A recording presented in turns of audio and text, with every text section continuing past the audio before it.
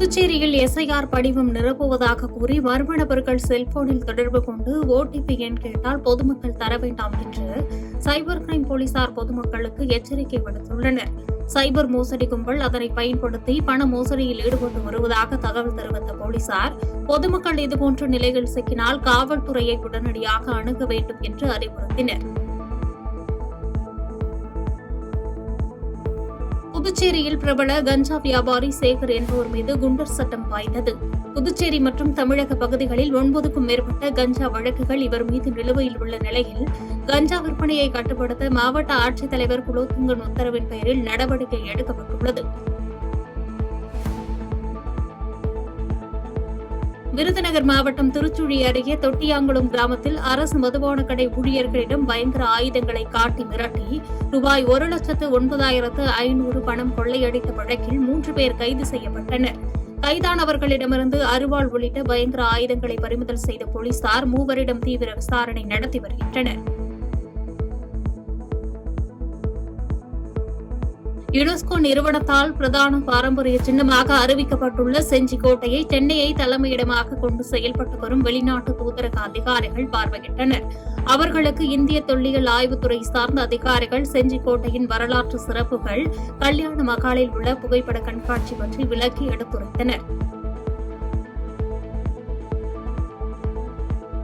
திருவள்ளூர் மாவட்டம் திருமுல்லைவாயல் பகுதியைச் சேர்ந்த வாலிபரிடம் தெற்கு ரயில்வேயில் டிக்கெட் பரிசோதகர் வேலை வாங்கித் தருவதாக கூறி 28 லட்சம் ரூபாய் மோசடி செய்த தம்பதியை தனிப்படை போலீசார் கைது செய்தனர். புகாரின் பேரில் ஆவடி மத்திய குற்றப்பிரிவு போலீசார் தலைமறைவாக இருந்த தம்பதி கோபிநாத் சிவகாமியை கைது செய்து பூந்தமல்லி நீதிமன்றத்தில் ஆஜர்படுத்தி சிறையில் அடைத்தனர். திருவள்ளூர் மாவட்டம் ஆவடி அருகே அண்ணனூரில் அடுக்குமாடி குடியிருப்பில் நிறுத்தி வைக்கப்பட்டிருந்த இருசக்கர வாகனத்தை மர்ம நபர் லாபகமாக திருடி செல்லும் சிசிடிவி காட்சிகள் வெளியாகியுள்ளன.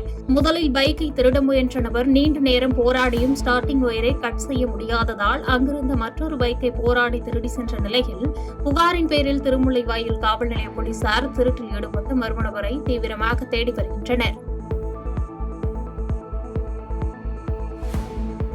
திருவள்ளூர் மாவட்டம் பட்டாபிராம் பேருந்து நிலையத்தில் தாய்மார்கள் பாலூட்டும் அறையில் மதுபோதையில் படுத்து உறங்கிய நபரால் பரபரப்பு ஏற்பட்டது.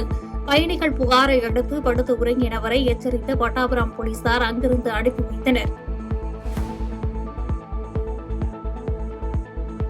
அரியலூர் மாவட்டம் ஜெயங்கொண்டம் அருகே காரில் வெண் பாதரசம் கடத்தி வந்து சட்டவிரோத செயலுக்கு தன்னையும் அழைத்த நபர் மீது அவரது நண்பர் அளித்த புகாரின் பேரில் போலீசார் 5 பேரை கைது செய்து தீவிர விசாரணை நடத்தி வருகின்றனர். வெண் பாதரசம் கடத்தல் வழக்கில் கைதாகியுள்ள 5 பேரும் வேறு ஏதேனும் குற்றச்சம்பவங்களில் ஈடுபட்டுள்ளார்களா என்பது குறித்தும் போலீசார் விசாரணை நடத்தி வருகின்றனர். மயிலாடுதுறையில் மாற்றுத்திறனாளிகள் நலத்துறை சார்பாக மாவட்ட அளவிலான மாற்றுத்திறனாளிகளுக்கான ஓவியப் போட்டி மண்ணபந்தலில் தனியார் அரசு உதவி பெறும் கல்லூரி வளாகத்தில் நடைபெற்றது. இப்போட்டியில் செவித்திறன் குறைபாடுடையோர், இயக்கத்திறன் குறைபாடுடையோர் ஆகிய மாற்றுத்திறனாளி மாணவ மாணவிகள் திரளானோர் கலந்து கொண்டு தங்களது திறமைகளை வெளிப்படுத்திய நிலையில் 2 கைகளையும் இழந்த கல்லூரி மாணவி ஒருவர் காலால் ஓவியம் வரைந்து அசத்தியது அனைவரையும் கவர்ந்தது.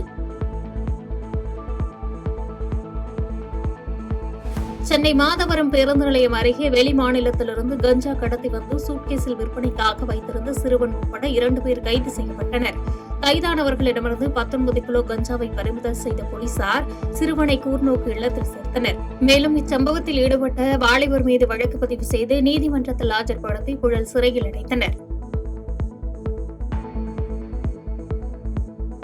சென்னை மாதவரத்தில் எஸ்ஐஆர் படிவம் நிரப்புவதில் திமுகவினர் மற்றும் அதிமுகவினர் இடையே வாய் தகராறு ஏற்பட்டதால் பரபரப்பு ஏற்பட்டது. தகவலின் பேரில் அங்கு விரைந்த மாதவரம் காவல் நிலைய போலீசார் இரு தரப்பினரையும் சமாதானம் செய்து அங்கிருந்து அனுப்பி வைத்தனர்.